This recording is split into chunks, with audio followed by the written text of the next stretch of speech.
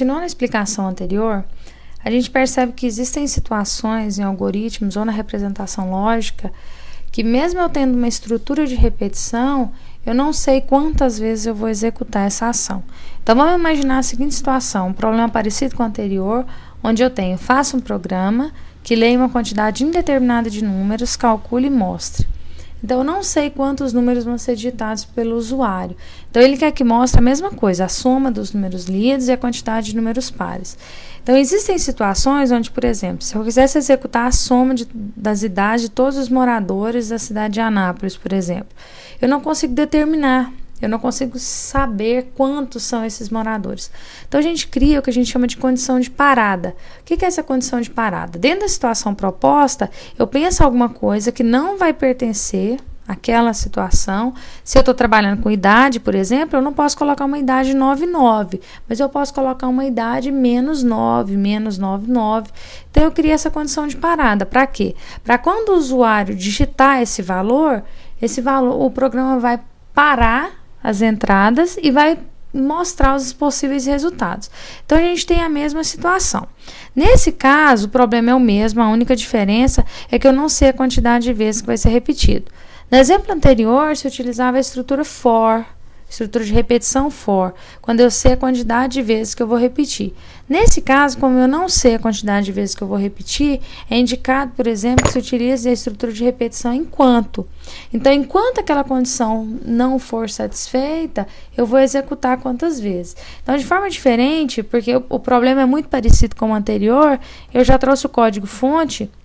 Então, aqui permanece a mesma coisa, aqui também, aqui também. Então, observe que essas linhas aqui, as 7 primeiras linhas, são as mesmas.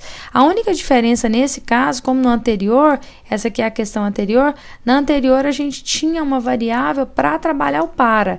No while ou no enquanto, a gente não precisa dessa variável. Então, aqui eu tenho apenas a necessidade da variável número, a variável soma e a variável quantidade par, QTD par.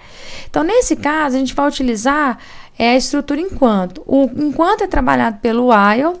O while, tudo é minúsculo, lembra que eu falei da questão do case sensitive. A condição do enquanto, ou a situação do enquanto, eu vou colocar também entre parênteses. Então, a condição de parada que eu criei foi, enquanto o número for diferente de menos 1, ele vai executar todas essas ações. Se eu quisesse ter colocado menos 10, eu podia ter colocado. A única diferença é que o usuário, ao invés de digitar menos 1 para poder finalizar e mostrar os resultados, ele ia ter que digitar o quê? Menos 10.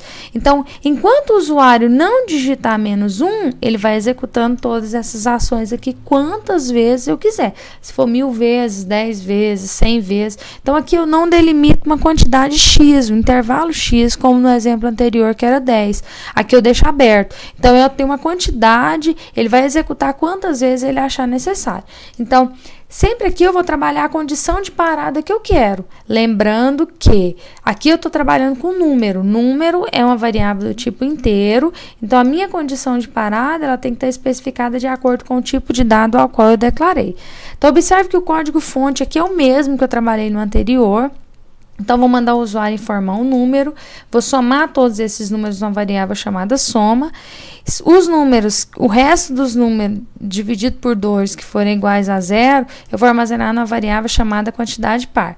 E observe também que esse código de baixo permanece o mesmo, tudo permanece o mesmo. Então, a única diferença foi a estrutura que eu utilizei, estrutura de repetição, que nesse caso foi utilizada a estrutura enquanto. Então, sugere-se que todas as vezes, quando eu sei a quantidade de vezes que eu vou repetir, eu utilizo a estrutura de repetição para. Quando eu não sei a quantidade de vezes que eu vou repetir, eu utilizo a estrutura de repetição enquanto. Então, só lembrando que no enquanto a gente trabalha aqui a condição de parada que eu quero, ou seja, que número, que valor eu quero que seja digitado. Então, ao compilar esse programa, ele já está salvo aqui. Então, por exemplo, informa o número. Eu vou informando números aleatórios, só para vocês verem. Eu não estou contando quantos números eu digitei, mas observem que já foram mais de 10 ali. E eu tenho números, eu posso digitar 100 números, quantos números eu quiser. Vou digitar. Quando eu quero que ele pare, por exemplo, se eu digitar 1, ele não vai parar. Se eu digitar menos 10, ele também não vai parar. Por quê? Porque a minha condição de parada que eu estabeleci aqui foi o quê? Foi menos 1. Então, ele só vai parar no momento que eu digitar menos 1. Então, digitando menos 1, ele finaliza as entradas e automaticamente me mostra o resultado. Então, a soma de todos os números que eu digitei aqui é 511 e a quantidade de números pares digitados dentro dos que eu digitei foi 13. Então, observa a principal diferença. No exemplo anterior, eu tinha uma quantidade determinada, uma quantidade finita, que eu sabia quantas vezes eu ia executar. Aqui também eu tenho uma quantidade finita, só que eu não sei previamente quantas vezes eu vou executar. Então, todas as vezes que você tiver uma situação que você sabe exatamente quantas vezes o laço vai se repetir, é o para ou for. Quando eu não sei quantas vezes eu vou repetir, normalmente eu utilizo o enquanto. Ok?